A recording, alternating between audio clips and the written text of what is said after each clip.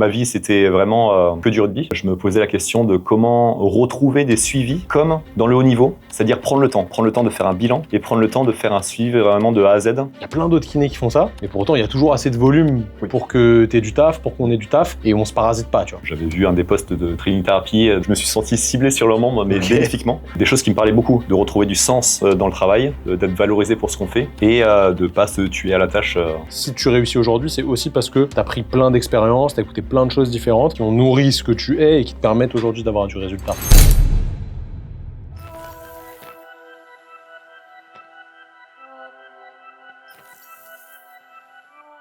Les amis, bienvenue dans ce nouvel épisode du Training Therapist Podcast. Épisode particulier aujourd'hui, je suis avec Pierre. Comment ça va, Pierre?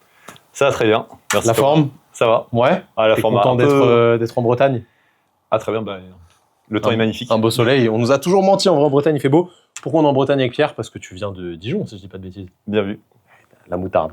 Je me rappelle, il m'a fait un petit cadeau ce matin. On est à la rencontre de la promo 6 de la TT School. C'est la première soirée. On a la tête farcie, comme pas possible. Mais tu as accepté de nous faire un petit témoignage qui va, je pense, inspirer énormément de kinés. Est-ce que tu peux rapidement te présenter un petit peu ton parcours, d'où tu viens, ce que tu as fait comme école, etc. et ce que tu as fait après l'école aussi? Pierre Metzinger, je suis kiné depuis un peu plus de 10 ans maintenant. Je suis sorti de l'école de kiné en Espagne à Gérone en 2014. T'es diplômé avant moi. Solide. T'as quel âge? 33. Aïe, aïe, aïe, il est plus ancien. Magnifique, 10 ans, ok, 10 ans de kiné. Donc, ouais, un peu plus de 10 ans. J'ai bossé dans le sport depuis le début. Ok. J'ai fait, direct quand je suis sorti de l'école de kiné, je m'occupais d'une équipe de jeunes, les Dragons catalans, Ok. moins de 19 ans. Vers Perpignan, là? Perpignan, ouais, Ok. exactement. Rugby à 13, J'ai pour l'œil. ceux qui connaissent pas. Et ça s'est très bien passé, donc j'étais salarié à mi-temps, dès en sortant de l'école de kiné, en bossant dans un centre de rééducation axé sport tous les matins et tous les après-midi avec l'équipe de jeunes. Et Donc, tu avais un double salariat. Donc j'étais en activité libérale le matin dans un cabinet de rééducation de sport. C'était un cabinet, ça marche. Super expérience à Sainte-Marie-la-Mer. Ok. Ambiance très bien et prise en charge vraiment au top. Et toutes les après-midi, équipe de jeunes, Dragons catalans de moins de 19 ans, où c'était travail 5 jours par semaine et aussi les matchs le week-end, où c'était intéressant. On faisait le championnat anglais comme chez les pros. Ok. Ça s'est super bien passé. Du coup, j'étais après kiné salarié à plein temps au Dragons catalans pour l'équipe des pros pendant 2 saisons. Après, j'ai un peu changé de culture. Je suis passé au rugby à 15 pour être kiné de l'US Carcassonne qui évoluait en Pro D2 à l'époque, où j'étais kiné référent, plus ou moins référent de la cellule médicale. Ouais, donc t'as bossé dans le haut niveau, stylé. Voilà, haut niveau, on va dire, avec les jeunes 3 ans et après avec des équipes pro pendant 3 ans. Magnifique. T'as kiffé l'expérience? Ah, superbe formateur. Humainement, c'était cool. Humainement, c'était cool. Une activité, une aventure humaine mémorable. Très prenante, par contre, parce que c'est bosser tous les jours, match au week-end, rebosser tous les jours, match au week-end. Mm-hmm. Donc, ma vie, c'était vraiment que du rugby, au final. Mais super, je suis très content d'avoir fait ça pendant 6 ans et ça m'a donné une expérience de fou. Et je pense quand même une certaine légitimité aussi pour la suite, pour avoir des suivis. Peut-être qu'on en parlera, mais des suivis à côté. Pourquoi t'as arrêté? Par rapport au temps que ça prenait, que ma vie se résumait juste au rugby. C'était plus pour chercher une polyvalence dans ma vie, de voir un peu autre chose, de changer mon prisme de vision, de sortir un peu des stades, de savoir ce qui se faisait. Et après, bien sûr, vie à côté, vie sociale, vie de couple, qui est très plaisante aussi. Et j'avais envie de me rééquilibrer un petit peu par rapport à ça. D'accord. Du coup, 6 ans dans le sport et le sport de haut niveau. Ouais. Ensuite, t'es passé sur quoi? Ensuite, rien à voir. Je suis parti à Aix-les-Bains avec ma compagne pour faire de la kiné juste des remplacements. Ok. Et j'étais content de voir un peu comment ça se passait, de la kiné libérale, très différente de la prise en charge de stade. C'est évident.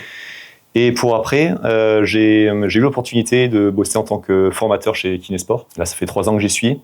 J'adore le métier de formateur. C'est quelque chose vers quoi je veux continuer à tendre pour la suite, de continuer à transmettre. Donc j'ai fait ça. Et c'est là où aussi on va en venir. Je me posais la question de comment retrouver des suivis comme dans le haut niveau, c'est-à-dire prendre le temps de faire un bilan et prendre le temps de faire un suivi vraiment de A à Z et d'avoir des échanges continus avec la personne pour vraiment maximiser les chances de réussite de reprendre son activité sans douleur et au niveau de performance qu'elle avait avant. Et dans les remplats, je m'y retrouvais pas trop. Parce que bon, les remplacements, c'est, je le vois, c'est distraire le patient le temps que le vrai kiné revienne. Ça dépend de la durée du remplat, mais c'est un peu ça, ouais. Bon, c'est un peu... Les remplats que je faisais, c'était cliché, 3 mais c'est semaines ça, max. ouais. Et du coup, c'est dur. même si j'avais l'impression de faire mieux ou moins bien que le kiné, je changeais pas trop du coup ce que avait l'habitude de faire le patient. Ouais, t'as pas le temps de mettre ce que tu veux en place, c'est compliqué. Voilà, et je redoutais un peu le jour où je revenais dans le libéral et refaire les séances, on va dire, classiques, de pas trop, dans le quotidien, pas trop avoir le temps de faire un bon bilan détaillé. Et même si on fait des super exos de réhab, comment faire en sorte que le patient soit motivé et aussi comment faire en sorte qu'il ait un plan bien précis, ce que je faisais en structure sportive. Et je voyais qu'en remplage, j'avais du mal et je redoutais le moment où, mince, je vais me retrouver un peu dans l'impasse en libéral, on va dire, classique. Okay. Et c'est là où j'ai commencé à voir sur les réseaux. C'était en quelle année ? T'as commencé à te poser ces questions ? Alors, ouais, bonne question. Ça faisait déjà, je pense que ça fait au moins 8 ans. Okay. Depuis que je bosse dans les structures pro et que j'avais aussi du mal à partir des structures pro parce que j'avais un peu peur de revenir dans le système libéral et de voir certains collègues kinés bosser de 8h à 20h. Et à la fin, dans le guidon et pas avoir tes suivis qui vont au bout de ce que tu es capable de proposer aux patients.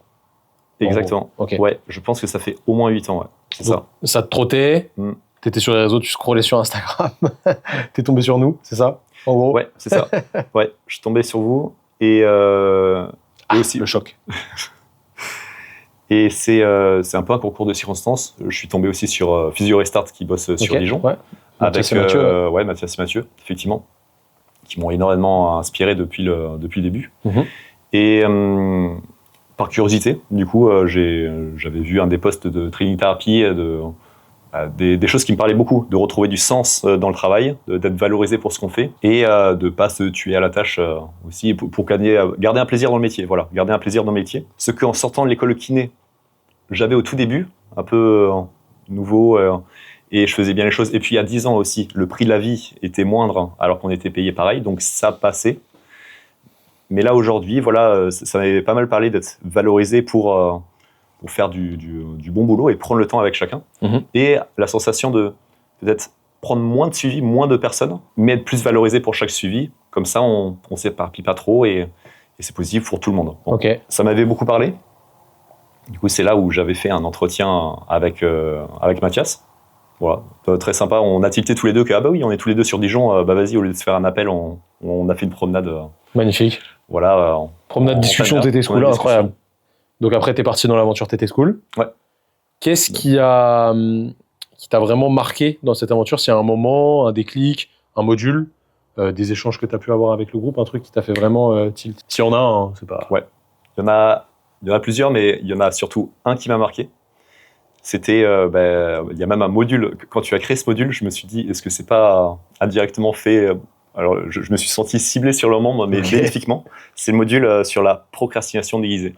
Quand j'ai commencé à TT School, je me suis rendu compte de, en fait, toutes les galères de pas que la kiné déconventionnée, mais de la kiné même en France de manière générale. Au début, je voulais faire un petit side business en me disant, allez, je vais gagner peut-être, je sais pas moi, de 400 € par mois en plus. Ce qui est déjà bien. Ce qui est déjà très bien. Enfin, ça dépend du temps que tu passes dessus, mais... Voilà, c'est ça. Je me suis dit, à côté du salariat que j'ai, ça va me faire un petit complément. Et en fait, je me suis rendu compte qu'il y a pas mal de charges de cotisation minimale à payer, que ce soit Carpico, URSSAF. Et en fait, je me posais énormément de questions juridiques et administratives. C'est la première fois de ma vie que je me posais autant de questions et la peur d'avancer. La peur d'avancer, c'est là où je n'avais pas vraiment défini de terme de ce qui m'arrivait. Et ça a été très bien défini, c'est la procrastination déguisée. Je ne me considère pas comme un procrastinateur parce que j'aime pas trop avoir de charge mentale. Non, mais puis tu fais l'effort de faire, voilà. Mais il y a un truc qui t'empêche de vraiment mettre en place. Voilà, c'est ça. C'est comme si je me trouvais en mécanisme de protection des excuses pour éviter de passer à l'action. Et comme ça permet de... pas dire que non, je suis pas flemmard, mais c'est juste que non, je vais pas passer à l'action parce que il y a ça, et juridiquement, j'ai pas toutes les réponses, donc je vais pas avancer. Et la TT School, ça m'a surtout fait le déclic, vraiment, du passage à l'action. Ça faisait au moins 3 ans que je rêvais à écouter en écoutant des podcasts. Il y a beaucoup de podcasts qui m'inspirent, et à chaque fois, c'était le rêve. En préparant à manger, j'écoute un peu en fond, et tiens, un jour, je pourrais faire ça. un jour je pourrais faire ça. Et jamais passer à l'action, comme si c'était que des rêves. Ouais, mais ça, je trouve que tu vois, ça reste intéressant parce qu'en fait, j'ai l'impression que ça te remplit ton réservoir et un jour, t'allumes la voiture, tu vois. Mais tous ces petits podcasts-là, tous ces trucs qui peuvent t'influencer, ça te met quand même du carburant là-dedans. Donc, c'est pas vain. Oui. Tu vois, c'est pas j'écoute un truc, vas-y, je fais et let's go. Parce qu'au final, si tu réussis aujourd'hui, c'est aussi parce que t'as pris plein d'expériences, t'as écouté plein de choses différentes qui ont nourri ce que tu es et qui te permettent aujourd'hui d'avoir du résultat. Ouais. Donc, ça fait partie du jeu aussi. Mais peut-être que si tu l'avais fait plus tôt, tu aurais eu les bénéfices que tu as plus tôt. Et peut-être pas. Aussi, tu peux pas savoir. En réalité, l'important, c'est de passer à l'action à un moment ou à un autre. Donc, petit module procrastination déguisée qui t'a bien aidé. Bah, je suis content. À fond. Et du coup, grâce à ça, le passage à l'action, c'est vraiment de dépenser ou allez, bah, on y va. Ok. Aujourd'hui, comment ça s'articule tes semaines? Comment tu bosses concrètement? Qu'est-ce que tu fais? Pour ceux qui connaissent pas ta manière de bosser, qu'est-ce qui se passe sur une semaine type de Pierre? D'accord. Bah, peut-être que ça peut être atypique si on fait la moyenne des kinés parce que j'ai un job de salarié formateur à côté. Ok. Bon, il y en a des kinés formateurs qui bossent en IFMK, qui bossent en structures. Oui. Bah, très bien. Donc, salarié, formateur. Et, combien d'heures par semaine? Ben, en moyenne, je fais 3 à 4 jours de formation par semaine. En moyenne? En comptant en plus les déplacements, du coup. Ok. Sur toutes les semaines de l'année? Bah, par exemple, la semaine dernière, j'étais 4 jours à Marseille. La semaine avant, 4 jours à Paris. La semaine encore avant, 4 jours à Bruxelles. Ok. Voilà. Que pour la formation? Que pour la formation. Ça marche. Et après, il y a un temps de préparation aussi pour la formation aussi à côté. Évidemment. Voilà. Ok. Donc, c'est à côté, que ce soit dans les transports, que ce soit le soir. Souvent, j'essaie de me réserver ça plutôt en déplacement le soir à l'hôtel. Et aussi, au moins un jour, quand je suis sur place sur Dijon, à la maison, en télétravail, bah, c'est là où je consacre du temps sur les suivis. Ok. Tu fais des suivis à distance, du coup? Je fais... Ou du hybride? Je fais les deux, dans le sens, je fais ou bilan sur Dijon, dans une box de CrossFit. Est-ce que tu peux expliquer aux gens un petit peu comment ça fonctionne, pour ceux qui ne connaissent pas du tout? Ok.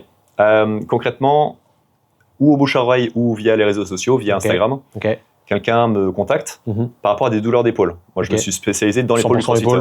100% épaule du crossfitter. Niche, crossfit, hommes et femmes? Hommes et femmes, ouais. Ok. Tu pourrais spécifier sur homme ou femme.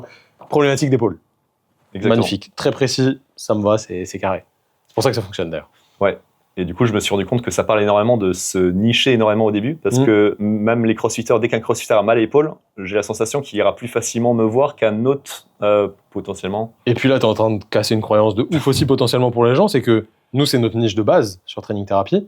Il y a plein d'autres kinés qui font ça, mais pour autant, il y a toujours assez de volume pour que tu aies du taf, pour qu'on ait du taf, et on se parasite pas, tu vois. Donc, en vrai, c'est cool. En commençant du coup dans la niche du CrossFit, quand j'ai vu qu'il y avait d'autres kinés qui faisaient ça, j'avais peur au début, effectivement. J'avais peur de me lancer dans ça. Je les avais même contactés pour leur demander gentiment est-ce que ça vous dérange pas trop. Ils m'ont direct rassuré non mais le gâteau est trop grand. Il y a tellement de demandes, la niche est tellement grande. Et pour autant, c'est pas du tout le sport le plus pratiqué en France, loin de là. Oui. Donc c'est assez ouf quand même. Ok, stylé. Donc suivi de ces crossfitters là qui soit viennent faire une consulte, soit te contactent via Insta. Ouais. Ok.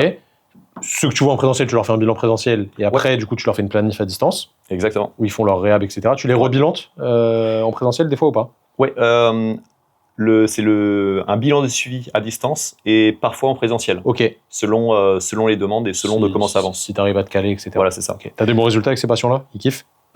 C'est énorme. Ok. C'est par rapport à la prise en charge, on va dire, classique libérale. Forcément, vu qu'ils investissent, ils donnent un investissement financier, donc ils vont s'investir aussi en temps et en énergie pour ce suivi, pour bien se prendre en main. Bien sûr. Et aussi, généralement, ou c'est un parfait inconnu qui est venu sur Instagram, mais quand même il a acquis une certaine confiance en voyant le contenu, ou alors au bouche à oreille. Inconnu dans la vie de tous les jours, mais en soi, s'il te contacte et qu'il paye, c'est qu'il a bien regardé ce que tu faisais et qu'il te fait confiance. De base. Okay. Combien tu fais payer tes suivis actuellement? 179 € par mois. Ok. Avec un engagement sur 3 mois. Je leur dis bien que j'ai pas une baguette magique, c'est pas en un mois que je vais les soigner. Donc engagement sur 3 mois et 179 € par mois. Très bon tarif. Est-ce que au début, si tu te remets il y a, je sais pas, un an et demi, tu te serais pensé capable de vendre une presta à ce prix-là, pour ce service-là, que tu maîtrisais pas forcément, parce que le distanciel à l'époque, je pense que tu n'en avais pas vraiment fait. Ok. C'était même pas il y a un an et demi, c'était il y a 8 mois auparavant, avant de commencer la TT School. Pour moi, même 50 € par mois, j'avais l'appréhension. J'avais peur. Et après, la confiance est montée assez vite. elle est montée parce que je suis passé à l'action et j'ai vu que c'était faisable. Et tu t'es voilà. prouvé toi-même que ça fonctionnait, tu avais des bons résultats, etc. Ouais. Est-ce que c'est difficile de faire une prog à distance en vrai? Je pense qu'aujourd'hui, je prends encore un peu trop de temps. Voilà, pour être honnête, j'ai une marge de progression. Mais sinon, une fois qu'on a bien ficelé tous les process de base, ça va. Ça va. Et puis, je pense avoir la chance d'avoir une niche assez précise, ou CrossFit, épaules. Donc, ce sont des choses quand même qui reviennent assez régulièrement. Je vois que les problématiques, c'est souvent en gym ou en haltéro, bien plus souvent même en gym. Logique. Donc, les problématiques sont quand même assez similaires. Et de plus en plus, je vois que si j'arrive à passer moins de temps sur les programmations, passer plus de temps vraiment sur purement l'accompagnement, les échanges. Mais c'est ça qui est super important comment kiné classique. En réalité, c'est comment tu communiques avec la personne, comment tu l'éduques, comment tu l'accompagnes au jour le jour. Et ça fait la diff. Et en vrai, tu peux toujours le faire à distance. Là-dessus, il n'y a aucun souci. Et tu peux même plus le faire qu'au cabinet, limite, parce que tu as des échanges potentiellement plus réguliers. Combien tu as de patients en suivi, là? Là, j'en ai 8 réguliers par mois. Ok. Je commence à réfléchir parce que je mets des listes d'attente. Ok. Pour l'instant, je suis plein jusqu'à début septembre. Incroyable, on est en mai. Solide. Mais je pense que je vais essayer de m'améliorer justement sur prendre moins de temps pour les programmations tout en gardant avoir une meilleure qualité pour essayer d'aider plus de monde parce que j'ai des messages du coup de personnes qui disent qu'ils me peuvent pas attendre. On a tous ce syndrome un peu du sauveur de vouloir aider tout le monde. Moi, par expérience, je trouve que la bonne limite dans la qualité de ce qu'on peut faire en bossant au cabinet à côté ou en bossant en formation, bref, quand t'es pas 100% dédié à ça, ça va être aux alentours de 15-20 par expérience. Tu vois, moi, je suis déjà monté à 35-40 à une période. C'est une très, très mauvaise idée. La qualité du suivi avait bien baissé. Donc, je trouve que 15-20, quand tu maîtrises bien les outils, ça se fait. C'est très rémunérateur. En soi, on fait vite le calcul. Et ça te permet quand même d'avoir un temps pour toi à côté qui est assez large parce que ça prend du temps, mais c'est pas non plus aussi long que 20 séances de kiné au cabinet. C'est vrai. Donc, ça, c'est super intéressant. OK, très stylé. Est-ce que tu pourrais un peu expliquer ce que ça t'a apporté la TT School de manière assez large dans ta pratique aujourd'hui, outre le fait que tu peux faire du suivi à distance, des bilans présentiels, que tu suis à distance hybride, etc. à côté. Qu'est-ce que ça t'a permis d'avoir? Ok.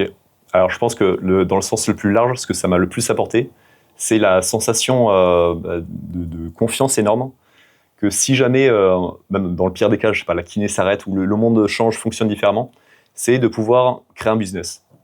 Mais même rien à voir avec la kiné, je me dis de comprendre un peu plus comment fonctionne le marché, les rouages, le marketing, et de voir tout le côté plutôt bénéfique de comprendre tout ça. Au début, je voyais un peu le business comme c'est négatif, on veut vendre quelque chose.